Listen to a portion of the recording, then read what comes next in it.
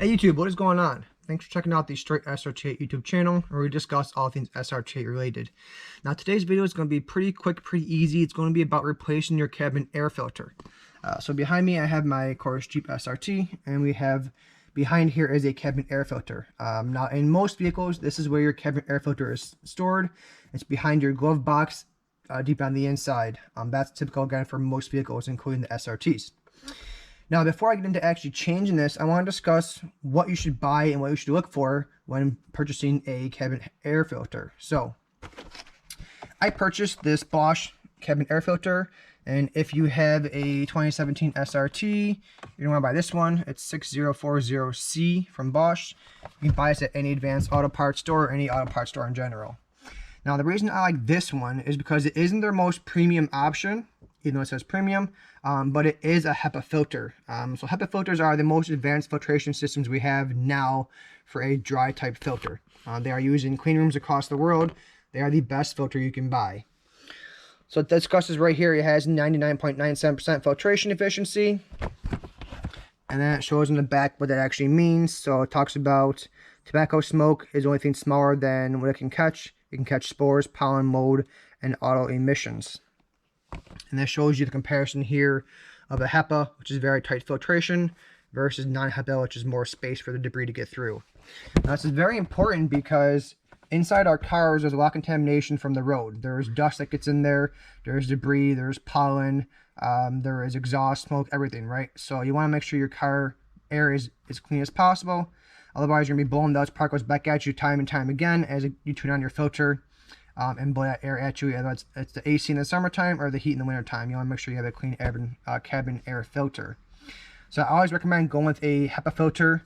There are other expensive options that may or may not mention HEPA. I always lean towards the HEPA because it is, again, the most efficient filter you can buy. Now, when it comes to an actual installation and replacement of your filter, it's extremely straightforward, extremely easy. We have multiple options. They all begin by opening this latch and having your glove box drop down. Now again, your filter is pushed way back here. So we have two options. You can either remove this top tray or remove this entire glove box compartment. So the easy one is the going up top. So we're going to pull out our manual if you have your sword in there. Alright, so I have my flashlight, and we can see that there is this, oops, what's in there? It's a pretty powerful flashlight. So there's this plastic kind of tray. That's where your manual goes. This is hooked in with two clips, one here up top, and then one back there and one back there in the very back. So you want to begin by pulling it back and down. So you loosen this side, back and down, loosen this side, and then pull it out. There you go. And it comes right out. So again, here's the actual tray itself. Like this. There are two clips in the top and two in the back.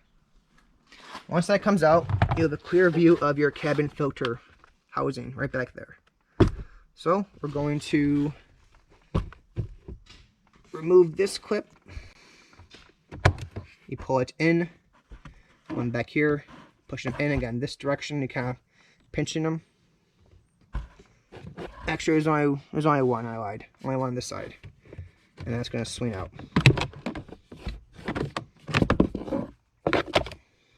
And then here is your filter housing. Note your airflow direction. So airflow goes from the bottom up. Now we're going to grab this, and we're going to pull it out.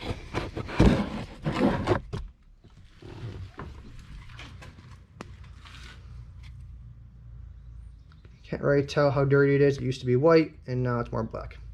So that's garbage. And now you have clear access to your entire filter housing. Now the other way is to remove your glove box. So once you pull up, it's going to unhinge itself. It's going to remain attached. So there's a wire here. Let me try and get my light again. There's that wire that holds you from opening too far. And then down here, those three hinges I was telling you about, and there are the places they attach. So now you pull up and out, and now this whole thing slides or becomes loose besides being attached to that wire. that kind of sits down there. Now you got plenty of excess space to put in your HEPA filter. So that's one of your 2 ways of doing it. Remember from before, airflow direction is from the bottom up. Kind of like this. I'm gonna push this back in there. Just slide right in. There is that little swing that kind of latches on there and gets sliding in place. We're gonna put that right back here. Catches, and then this pushes in, and now it's secure. Not going anywhere. Next, we're going to attach. Got a package for you. All right, thanks. Put it all up here for you. Thank you. Have a good weekend. You too. Next, we're going to reattach this upper tray. This is going to get pushed back into those 2 slots back there. And then they push up top and lock in place. There's that one. There's that one. Push up, and now it's locked in place. Alright, now the last step's going to be attaching your, if you removed it, attach your, that's not good. So don't do what I just did. I just snapped off this. Again, don't push too hard on the bottom of this. You're going to want to align those bottom portions like this. Push that down, latch it in place, and then you push this up. And then these 2 little locking mechanisms right here are going to slide into the slots on the side. And this one right here is going to slide right here. And then once that's in place, push this guy up and you lock it. And that's the end of this tutorial on how to install your cabin filter. Now I need to try and fix that wire I just broke, because now my thing just dropped straight down. Alright, so I have a ton more content on the way, guys. Check out my other videos I have that are being displayed right now. They should be links to the videos you may be interested in. If you like this kind of content, hit that subscribe button, and I have a ton more content on the way. See you guys soon. Thanks. Alright, YouTube, so it's bonus video footage time. So I had to repair that one pulled out the crimper on. So it looks like this.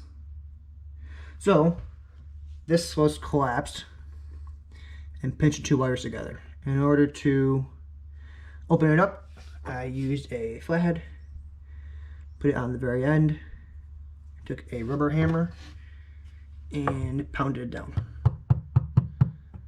And that got it to split open. Now, looks like this. Hopefully you can see it. It's wide open. Now I can go in there and thread both wires through here and then use a crimper and recrimp it. So in case you guys do the same thing I just did by accident, that's how you fix it. Alright, see you next time.